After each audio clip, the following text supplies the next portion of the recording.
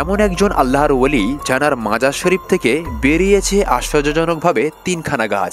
আর এই 3খানা গাছের নিচে যে আল্লাহর ওলি শায়িত রয়েছেন তাকে সবাই জালালি বুজুর্গ নামে চিনে থাকেন। তবে এই আল্লাহর ওলির আসল নাম হলো হযরতে মেহমুদ শাহ ওলি রাহমাতুল্লাহি তাআলা আলাইহি। এবং এই আল্লাহর ওলির মাজার শরীফের আশেপাশে আরো অন্যান্য বড় বড় আউলিয়া কেরামদের মাজার রয়েছে এবং এই সকল আউলিয়া কেরামের মাজার শরীফের ঠিক 4 সাইডে রয়েছে 40 একর লম্বা একটি কবরস্থান। আর সেই কবরস্থানের মধ্যে শায়িত রয়েছেন হযরতে মেহমুদ শাহ ওলি রাহমাতুল্লাহি তাআলা আলাইহি, যিনি ভারতের ওড়িশা রাজ্যের সম্বলপুর ডিস্ট্রিক্ট এলাকার সবচেয়ে পুরাতন একজন বুজুর্গ। জানার পবিত্র মাজার শরীফটি আজকের এই ভিডিওতে আপনাদেরকে জিয়ারত করাবো। তার সাথে সাথে সম্বলপুর এলাকার সবচাইতে ঐতিহাসিক সুন্নি কবরস্থান, যেটির আয়তন প্রায় 40 একর, সেই কবরস্থানটিও আপনাদেরকে জিয়ারত করাবো। তো চলুন বন্ধুরা, ভিডিওটি স্কিপ না করে ভিডিওটি সম্পূর্ণ দেখা যাক।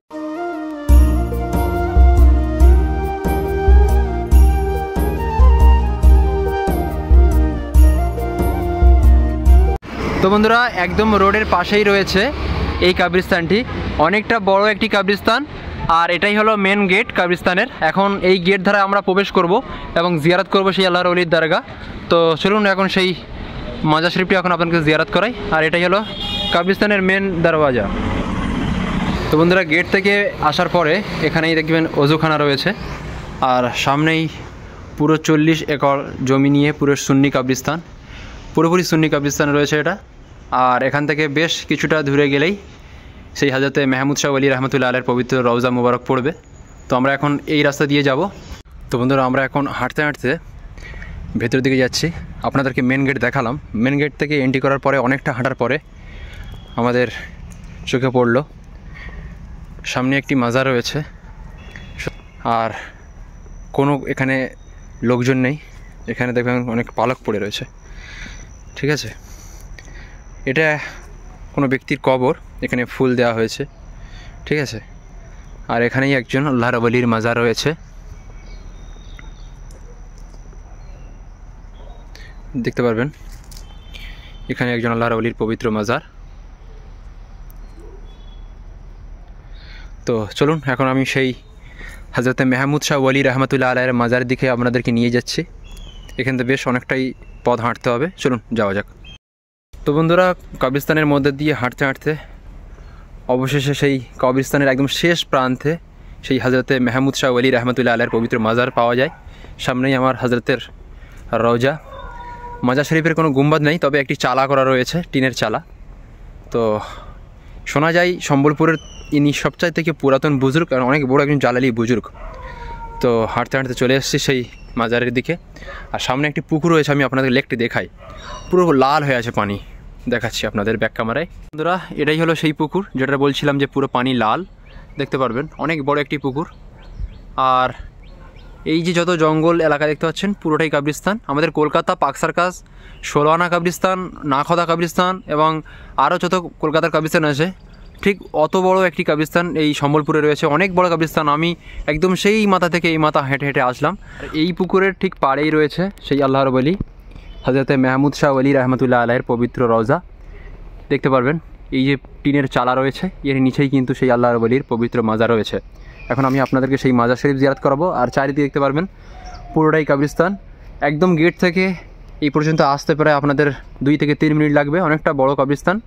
আর বন্ধুরা, এই হযরতে মেহমুদ শাহ ওলি রাহমাতুল্লাহ আলাইহির দরগাতে উরুস কখন হয়ে থাকে বা কী হিস্ট্রি, সেটুকু জানার চেষ্টা করব। তার আগে আপনাদেরকে দরগা আমি জিয়ারত করাই। আর হযরতের দরগা শরীফের ভেতর দিয়ে অনেকগুলো গাছ বেরিয়ে গিয়েছে। শোনা যায় দরগাটি বহুশো বছর পুরনো দরগা। তো আমি একদম ঠিক দরগার সামনে চলে এসেছি, দেখতে পারবেন হযরতে মেহমুদ শাহ ওলি রাহমাতুল্লাহ আলাইহির পবিত্র রওজা মুবারক। আর এখানে অনেক ওনার খানদানের হতে পারে কোনো কবরস্থান। আশেপাশে অনেক মাজারও রয়েছে। চলুন ভেতরে আপনাদেরকে নিয়ে যাই এবং হযরত দরগা শরীফটি আপনাদেরকে জিয়ারত করাই। বন্ধুরা, আপনারা দেখতে পারবেন এটাই হলো সেই আল্লাহর ওলি হযরতে মেহমুদ শাহ ওলি রাহমাতুল্লাহ আলাইহির পবিত্র রওজা মুবারক। এখন আমরা প্রবেশ করব হযরত দরগা শরীফে। আসসালামু আলাইকুম। সত্যি একটা খুব সুন্দর ঘ্রাণ আসছে। আর এখানে দেখতে পারবেন একটি মাজার, এখানে একটি মাজার রয়েছে। আর চলুন আপনাদেরকে দেখাই মাজার শরীফের ভেতরের কিছু অংশ। একটি নিশানা রয়েছে ঝান্ডা। এখানে ধূপ আগরবাতি লাগানো হয়। এখানেও একটা মাজার রয়েছে, তবে এটা কাঁচা মাজার, মাটির করা রয়েছে। এই সাইডেও দেখবেন কিছু মাজার পাক রয়েছে।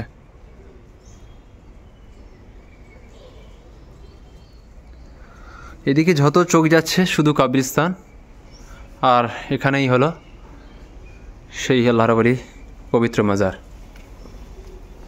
আসসালামু আলাইকুম। বন্ধুরা দেখতে পারবেন এখানে একটি ছোট্ট মাজার রয়েছে, এটা কোনো বাচ্চার কবর বা মাজার। আর এই যে মাজার শরীফটি দেখতে পাচ্ছেন, ইনি হলেন সেই আল্লাহর মেহবুব অলি হজরতে মেহমুদ শাহ ওলি রহমতুল্লাহ আলাইহে। অনেক সব বছর পুরাতন একজন আল্লাহর ওলি। ওনার পবিত্র মাজার শরীফের ভেতর দিয়ে এরকম খেজুর গাছ দুটো বেরিয়েছে, আর একটা এটা কি গাছ বোঝা যাচ্ছে না, কারণ গাছটা পুরো শুকিয়ে গিয়েছে। দেখতে পারবেন গাছটা পুরো শুকিয়ে গিয়েছে। আর এটাই হলো হজরতের পবিত্র মাজার শরীফ, আপনারা জিয়ারত করে নেন।